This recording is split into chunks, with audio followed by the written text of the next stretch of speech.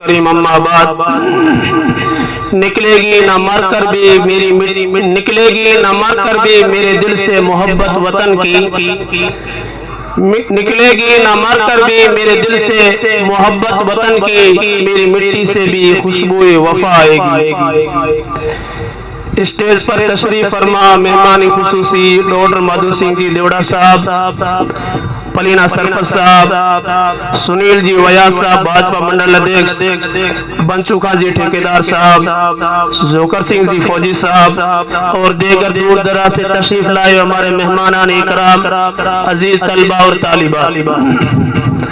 میں سب سے پہلے ہمارے ہاں تشریف لائے ہوئے تمام کے تمام مہمانوں کا دل سے شکریہ ادا کرتا ہوں، خاص کر سرپنچ صاحب، سنیل جی ویاس صاحب اور ہمارے بہت ہی عزیز ہر دل عزیز ڈاکٹر مادھو سنگھ جی دیوڑا صاحب۔ ہم جب بھی کوئی پروگرام کرتے ہیں، ہمارے اسکول کا پروگرام ہو یا ہمارا کوئی دوسرا پروگرام ہو، آپ ہماری آواز پہ فوراً اپنا قیمتی وقت نکال کر ہمارے بیچ میں آتے ہیں، اپنا سمے دیتے ہیں، ہمارا حوصلہ بڑھاتے ہیں، اور آج آپ نے بہت بڑا انعام بچوں اور ان طلبہ اور طالبات کو دے کر ان کا حوصلہ بڑھایا، اور یہ بچے آگے پڑھ کر آگے پڑھیں گے، ملک اور قوم کا مستقبل بنیں گے، اور آپ کے لیے بہت بڑا ذخیرہ اور پل کا کام، اور آپ نے دریا دلی کا بہت بڑا ثبوت دیا ہے، اس کے لیے بھی ہم آپ کے بہت بہت شکر گزار ہیں، اور امید کرتے ہیں کہ جب بھی جس طرح آج آپ نے ٹائم نکالا ہے، ہم جب بھی آپ کو آواز دیں گے، اپنا قیمتی وقت نکال کر آپ ہمارے بیچ میں آئیں گے، اور ہمارا اور بچوں کا حوصلہ اور منوبل کو یوں ہی بڑھائیں گے۔ مالک آپ کو ہمیشہ سلامت رکھے اور بلندیوں کی عروج پر پہنچائے۔ عزیز ساتھیوں، آج یوم اگست آزادی کے دن ہم جامعہ پبلک اسکول کے بینر تلے جمع ہیں۔ ہم سب جانتے ہیں کہ ہمارا ہی ملکی ہندوستان ایک بہت لمبی اور طویل مدت تک تن کے گورے من کے کالے انگریزوں کی غلامی کی زنجیر میں جکڑا ہوا رہا، اور ہندوستان پہ انہوں نے ظلم و ستم کے وہ پہاڑ توڑے جس کو اگر میں بیان کروں تو میری زبان قاصر ہے، لکھنے والے تاریخ دا کی قلم قاصر ہے، وقت کم ہے کہ اس کو بیان کیا جائے، لیکن ہمارے پرکوں نے، ہمارے عزیزوں نے، ہمارے جوانوں نے اور ہمارے نوجوانوں نے اور ہماری ماں اور بہنوں نے وہ قربانی دی کہ اپنے خون سے اس ملک کو نچوڑ کر اس ہندوستان کو آزاد کرا۔ ہندوستان پر انگریز 17ویں صدی کے اندر آیا تھا، تجارت کی غرض سے آیا تھا، لیکن جب ہندوستان کے ناپاک قدم اس دھرتی پر پڑے تو ہندوستان نے دیکھا کہ حقیقت میں یہ دھرتی سونے کی چڑیا ہے، اور اس کی نیت میں کھوڑ پیدا ہو گیا۔ تجارت کی غرض سے اس نے ہتھیار یہاں ڈالے اور مزدوروں کی غرض سے فوج یہاں ڈالی، اور دھیرے دھیرے ہندوستان پہ اپنا تسلط قائم کرنا شروع کر دیا، اور ہندوستان کو انگریزوں نے غلامی کی زنجیر میں جکڑنا شروع کر دیا۔ سن 1754 سراج نواب الدولہ کے نانا علی وردی خان نے سب سے پہلے انگریز کے خلاف جنگ لڑی، اور وہ جنگ وہ ہار گئے۔ اس کے بعد سن 1757 کے اندر نواب سراج الدولہ نے مرشد آباد کے اندر جنگ لڑی، لیکن اپنے ہی کی غداروں سے میر جعفر اور میر صادق جیسے غدار وطن بھی بیچ میں تھے، اور ان کی وجہ سے نواب سراج الدولہ کو سن 1757 کے اندر ان کے دار السلطنت مرشد آباد کے اندر شہید کر دیا گیا، اور اس کے بعد میں میسور کے شہر ٹیپو سلطان شہید رحمت اللہ علیہ میدان عمل میں آتے ہیں۔ ان سے پہلے ان کے باپ حیدر علی نے بھی جنگیں لڑی، لیکن ٹیپو سلطان کو بھی یہی غدار وطن ان کی فوج میں سے نکلے، اور سن 1757 کے اندر انہی کے دار السلطنت کے اندر شہید کر دیا گیا۔ ٹیپو سلطان کا ایک تاریخی جملہ تھا کہ اس بھیڑیے کی 100 سالہ زندگی سے شیر کا ایک دن کی زندگی بہتر ہے، اور جب ٹیپو سلطان کو شہید کیا گیا، انگریز میجر جنرل ہاس آگے بڑھتا ہے، ٹیپو سلطان شہید کے سینے پہ پاؤں رکھتا ہے اور اعلان کرتا ہے، او انگریزوں سنو، اب ہندوستان ہمارا ہے، ہمارے سب سے بڑے دشمن کا ہم نے خاتمہ کر دیا۔ لیکن اس انگریز کو کیا معلوم تھا کہ ہندوستان کی مٹی نے ایک نہیں ہزاروں ٹیپو سلطانوں کو جنم دیا ہے، اور ہر میدان میں آہنی دیوار بڑھ کر ہمارے سامنے کھڑے ہوں گے، اور تب تک کھڑے رہیں گے جب تک کہ ہندوستان کی زمین ہمارے لیے تنگ نہ کر دی جائے۔ میں افسوس کے ساتھ ایک بات کہتا ہوں، آج جب ہندوستان کی تاریخ کو بیان کیا جاتا ہے تو اس تاریخ کو مسخ کیا گیا ہے، تعصب سے کام لیا گیا ہے اور ادھوری تاریخ کو بیان کیا گیا ہے۔ میں کہتا ہوں یہ سراسر ان سپوتوں اور ان شہیدوں کے اوپر ظلم ہے جن کی تاریخ کو مٹانے کی کوشش کی گئی۔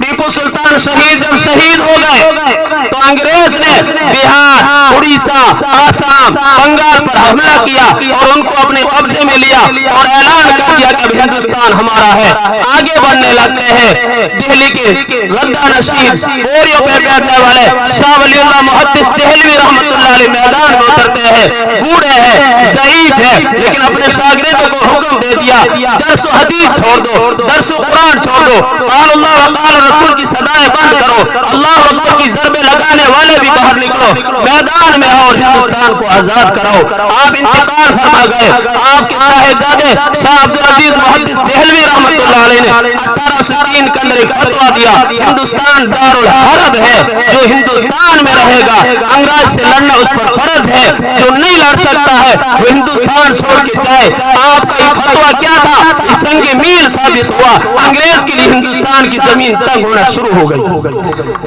اور پھر وقت آتا ہے بالا کوٹ کے پہاڑوں پر، بالا کوٹ کے میدانوں میں سید اسماعیل شہید، شاہ اسماعیل شہید رحمت اللہ علیہ نے سن 1831 کے اندر اپنے ہزاروں جانثاروں کے ساتھ میں انگریز اور انگریز کی اتحادیوں سے لڑتے ہوئے جان شہادت نوش کیا۔ یہ تاریخ آگے چلتی ہے اور یہاں سے چل کر ایک وقت آتا ہے، ایک شخص فلم نکل کے میدان میں آتے ہیں جس کو لوگ زمانہ نے شیخ الہند رحمت اللہ علیہ کے نام لکھا، انگریز خود لکھتا ہے۔ ٹیپو سلطان شہید کے بعد میں ہندوستان میں ہمارا سب سے بڑا دشمن کوئی تھا، وہ محمود حسن دیوبندی تھا۔ آپ میدان میں آتے ہیں اور آپ نے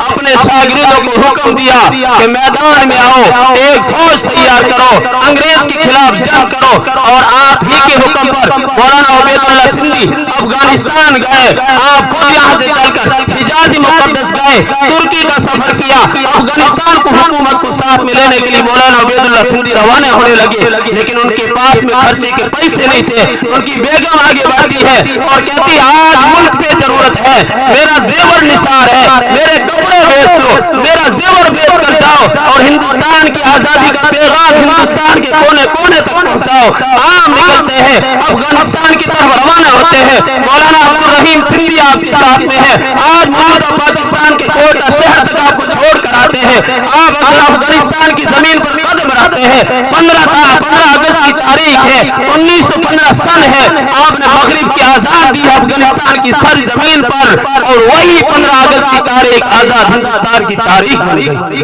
وہاں سے آپ نے ایک تحریک چلائی جس کو تحریک ریشمی رومال کہتے ہیں۔ آپ نے 3 خط لکھے تھے، یہ ریشم کے کپڑوں پر تھے۔ ایک خط کی سائز 5 انچ 6 انچ تھی، ایک کی 10 8 تھی، ایک کی 10 15 تھی۔ آپ نے ریشم کے کپڑوں پہ تحریک لکھی، اپنے استاد کے نام لکھی، اپنے مرشد کے نام شیخ الہند کے نام لکھی جو اس وقت مدینہ منورہ میں تھا،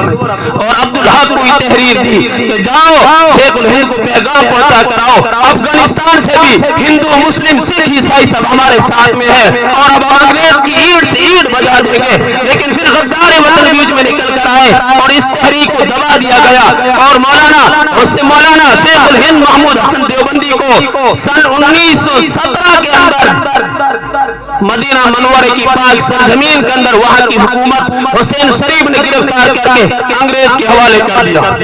شیخ الاسلام حضرت مولانا حسین انمدنی فرماتے ہیں، میرے پیر و مرشد، میرے استاد شیخ الہند کو جب مالٹا کی جیل میں ڈالا گیا، انگریز آپ کو تہ خانے میں لے گیا، میں پیچھے گیا کہ میرے استاد کے ساتھ کیا ہوتا ہے۔ انگریز نے کہا محمود حسن بوڑھا ہو گیا ہے، ہڈیوں کا ڈھانچہ ہے، نظریں کمزور ہے، اور آج بھی کہہ دو کہ ہم انگریزی کی غلامی اور حکومت کو تسلیم کرتے ہم چھوڑ دیں گے۔ مولانا نے کروٹ لی، آنکھیں کھولی اور کہا سن تن کے گھوڑے من کے انگریز، جب تک محمود حسن کی جان میں جان ہے میں بلال کا وارث ہوں، تیرے ناپاک قلب ہندوستان کی زمین پر کبھی برداشت نہیں کریں گے۔ حضرت شیخ الاسلام لکھتے ہیں، میرے استاد کے سینے پر پیٹھ پر تپتی لوہے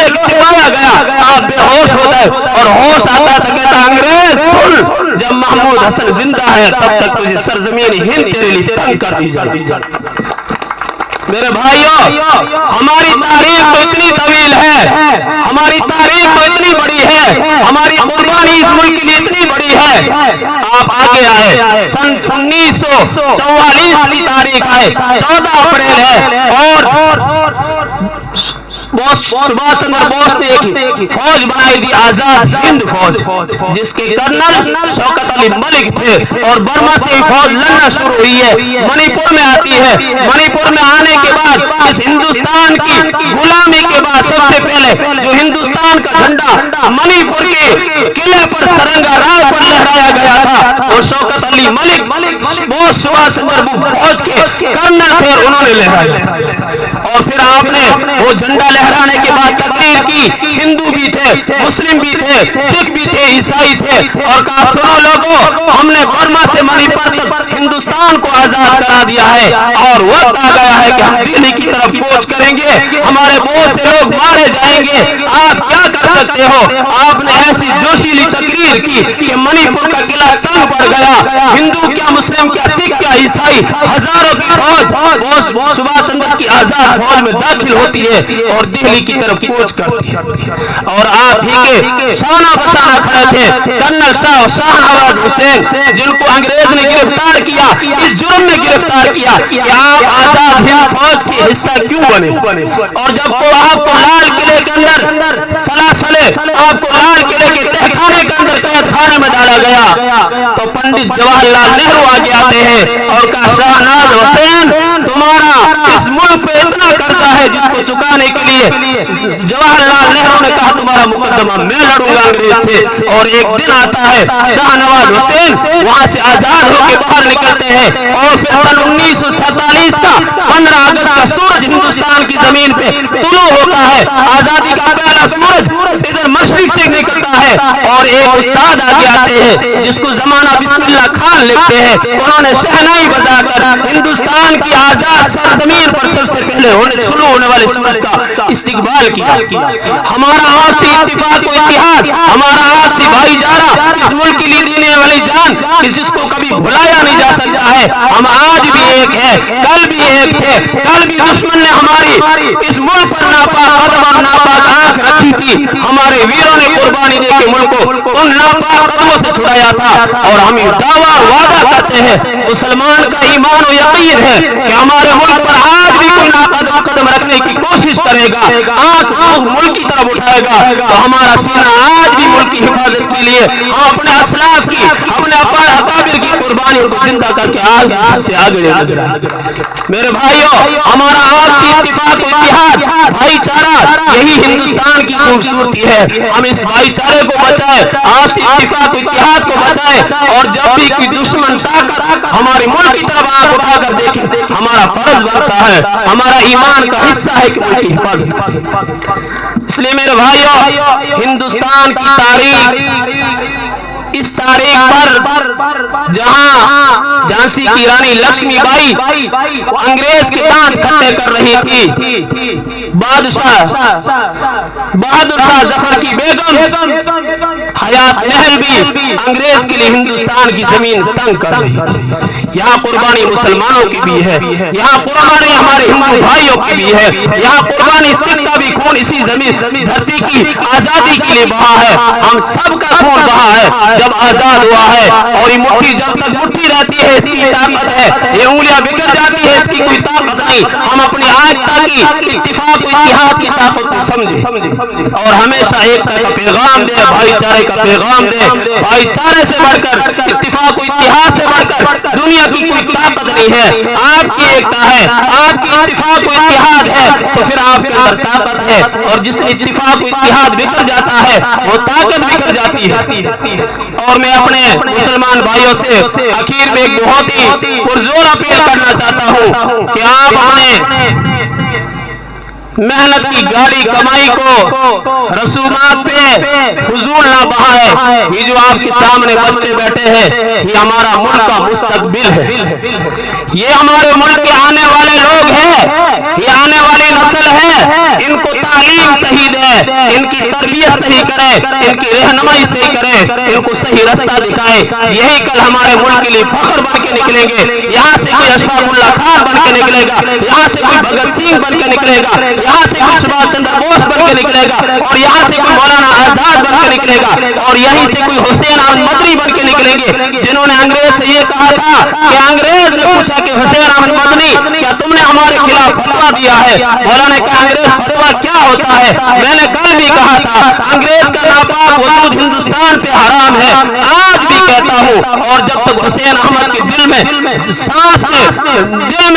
ہے، دل کی دھڑکنیں زندہ ہے، میں کہتا رہوں گا۔ انگریز آگے کھڑا ہوتا ہے اور کہتا ہے حسین احمد تمہیں پتا ہے یہ مولانا ارشد مدنی ان کے والد مولانا حسین احمد مدنی، ان کو کہا تمہیں پتا ہے سزا کیا ہے؟ مولانا نے اپنے بغل سے سفید کپڑا لہرایا اور کہا تم سزا موت کی دے سکتے ہو، مجھے معلوم تھا، میں جب اپنے گھر سے چلا تو کفن لے کر آیا ہوں۔ انگریز نے کہا جب ہم سزا موت کی دیتے ہیں کفن بھی ہم دیتے ہیں۔ مولانا نے کہا انگریز تجھ سے اتنی نفرت ہے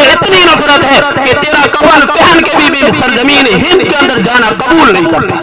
یہ ہماری تاریخ ہے، ہم اپنی تاریخ کو، اپنے نوجوانوں کو، آنے والی نسل کو صحیح تاریخ بتائیں، ان کی صحیح رہنمائی کریں، ان کو صحیح تعلیم و تربیت دیں، انشاءاللہ یہ بچے کل کو ہمارے ملک کی ترقی کا زینہ بنیں گے اور ملک کا مستقبل بنیں گے۔ وقت بہت قلیل ہے، میں اس لیے اپنی بات کو مختصر کرتا ہوں۔ اللہ تعالیٰ مالک سے دعا ہے کہ ہمارے اس ملک کو سلامت رکھے، دشمنوں کی غلط نظر سے سلامت رکھے، ہمیں آپسی اتفاق و اتحاد اور بھائی چارے کے ساتھ اس ملک میں آگے بڑھنے کی، تعلیم کے معاملے میں ہر میدان میں ایک ساتھ قدم سے قدم چلا کر جیسے آج ہم بیٹھے ہیں، یہی ہندوستان ہے، یہی ہندوستان کی اصلی تصویر ہے، اور یہ تصویر ہمیں ہر میدان میں پیش کرنے کی اللہ ہمیں حوصلہ اور جذبہ دے۔ وآخر دعوانا الحمدللہ رب العالمین۔ ہمارے تمام کے تمام آنے ہوئے مہمانوں کو میں بہت بہت شکریہ ادا کرتا ہوں کہ آپ نے اپنا قیمتی وقت دیا۔